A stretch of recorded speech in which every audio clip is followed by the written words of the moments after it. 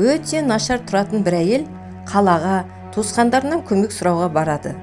Кейде тұратын туған туысқандары өздерінің жағдайлары төмен болса да, бар нәрсесін аямай, бейшара әйелге киім тамақ беріп, шамалары келгенше көмектеседі.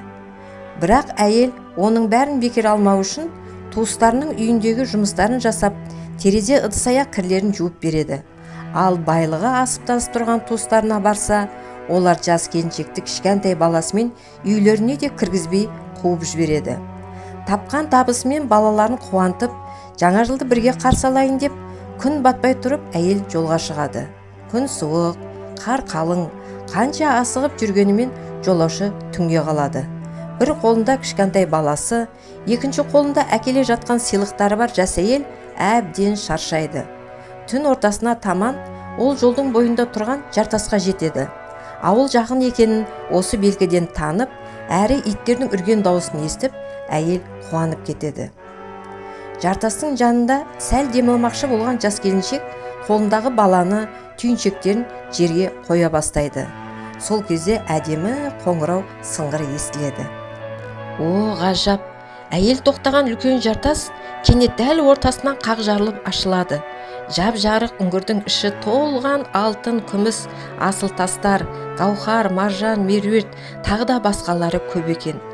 Жарқыраған қымбат тастарды көргенде келіншек сілейіп қатып қалады.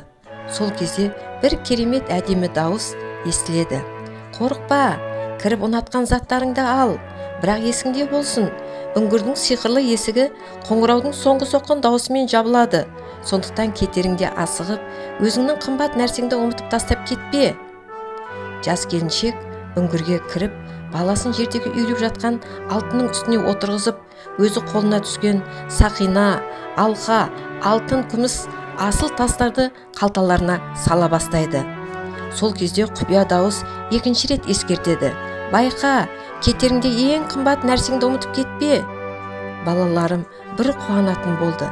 Кедейлік күндерім осымен біткен шығар деп, бейшара әйел қалталарын толтырып бітіп, енді басындағы орамалын жұлып алып, алтын мен күмісті соған салады. Тезірек, уақытың бітіп қалды, ең қымбат нәрсеңді ұмытпа. Әдемі дауыс жас келіншекті үшінші рет ескертеді. Қоңыраудың соңғы соққан дауысын естіп, әйел оқтай ұшып далаға жүгіріп шығады.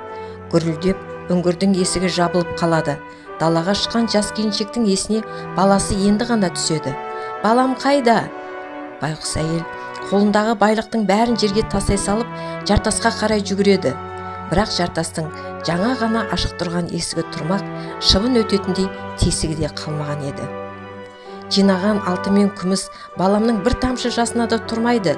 Дүниеде ең қымбат нәрсемнен айырылдым ғой деп, келіншек еңіреп жылап жібереді. Осылай баласынан айырылып, жинаған алтын күмістерді тастап, әйел көз жасын көл қылып үйіне қайтады. Бір жыл өте шығады.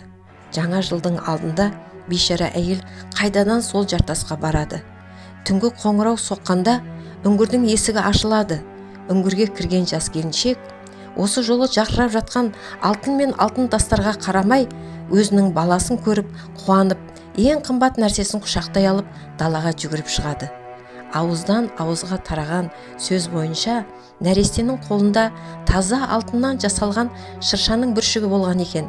Бірақ сол кезде алтыннан артық жарқырап тұрған баланың көзінен басқа анасы еш нәрсені байқамады.